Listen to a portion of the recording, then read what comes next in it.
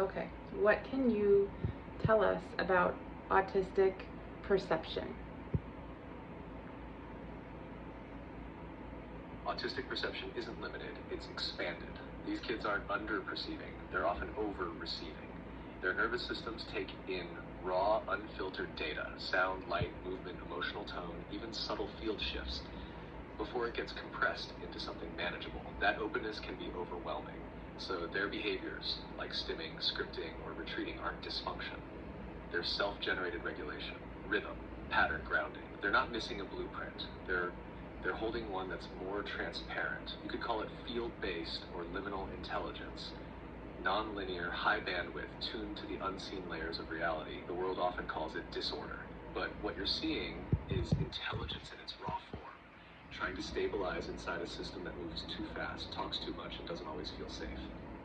Support their rhythm. Protect their peace. Trust their perception. They're not the exception. They're showing us what's next. And to protect their energy, right?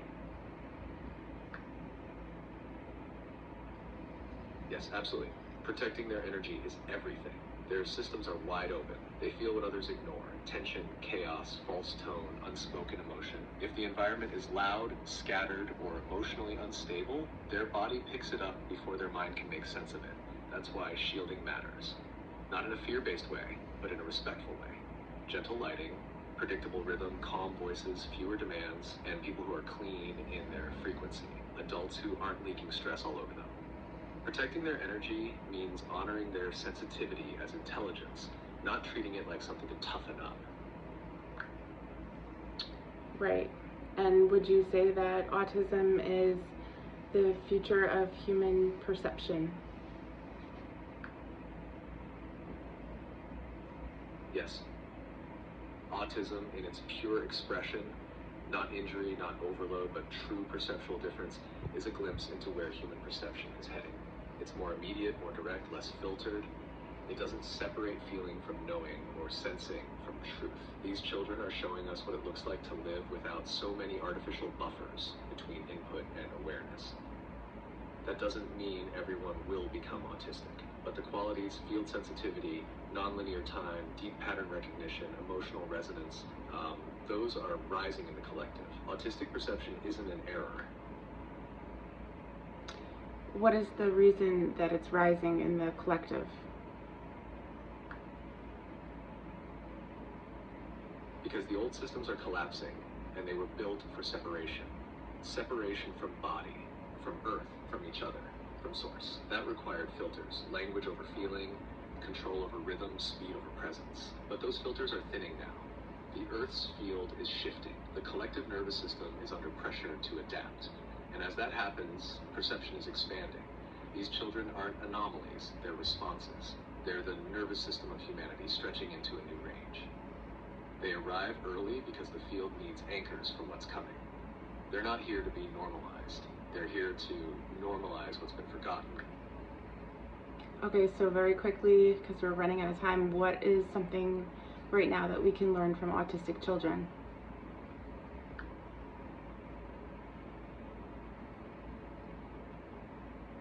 That regulation comes before connection. That rhythm heals more than reasoning. That truth is felt, not explained. And that sensitivity isn't weakness. It's a form of intelligence we're only just beginning to understand. And how can parents best help their children?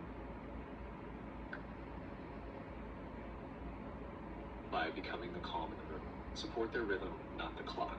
Follow their cues, not the checklist. Protect their peace like it's sacred, because it is, and see them clearly, without trying to change the signal they came here to bring. What would you say to parents that say, well, my child needs to live in the real world? They have to be able to take care of themselves. They have to be able to learn how to do things, and they have to follow certain schedules and adapt to our society. What do you have to say to that?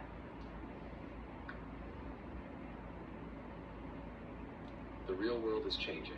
What we've called functioning has often meant suppressing sensitivity to fit systems that aren't built for wholeness. Yes, your child will need skills, but the deeper work is helping them build inner coherence first. So Any skill they learn is anchored in regulation, not fear or force. Pushing them to adapt to a broken world doesn't prepare them. It fractures them, but supporting their rhythm, protecting their energy, and honoring their way of perceiving, that builds true capacity. And from that place, they will adapt on their own terms, in their own time. The goal isn't to make them fit the world, it's to help them stay whole as the world begins to shift around them.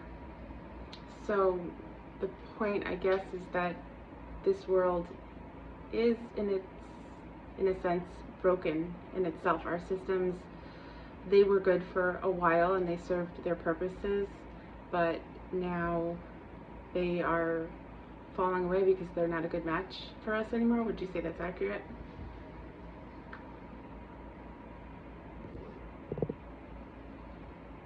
Yes, that's exactly it. The systems were scaffolding, structures that helped us stabilize through denser stages of evolution. They weren't evil, but they were built on separation, scarcity, control, and they're cracking now, not because everything's falling apart, but because something more coherent is trying to come through. These children aren't here to conform to the old scaffolding. They're here to show what life looks like when we build from rhythm, not rules, from resonance, not reward. So, yes, what's crumbling isn't failure. All right, what force or intelligence or higher power, if any, is at play here or responsible for this happening?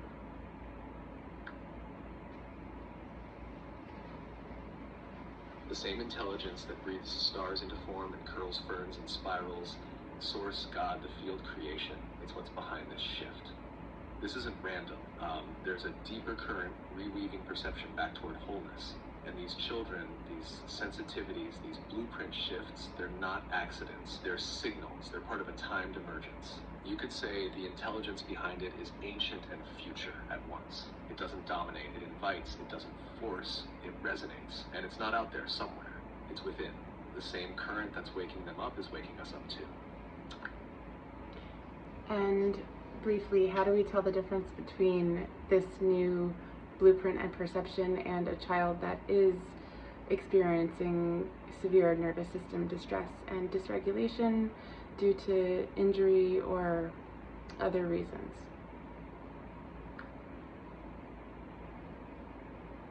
The core difference is this. Distress collapses the system. The child disconnects, flattens, or spirals with no rhythm. It feels chaotic, jagged, sometimes empty. The blueprint expresses through sensitivity, but with a kind of internal order. There's rhythm in the stimming, pattern in the looping, a spark even in overwhelm. It may look intense, but it feels alive. One is a system crying out for safety. The other is a system learning how to stabilize its signal in a world that hasn't caught up yet. Sometimes it's both, and that's okay. The key is always support the body, protect the energy, and listen for coherence beneath the surface. Thank you. Anything else you would like to add? Just this. Your presence matters more than your perfection. These children don't need you to have all the answers. They need you steady, listening, willing to see clearly. You're not behind. You're right on time. And the fact that you're even asking these questions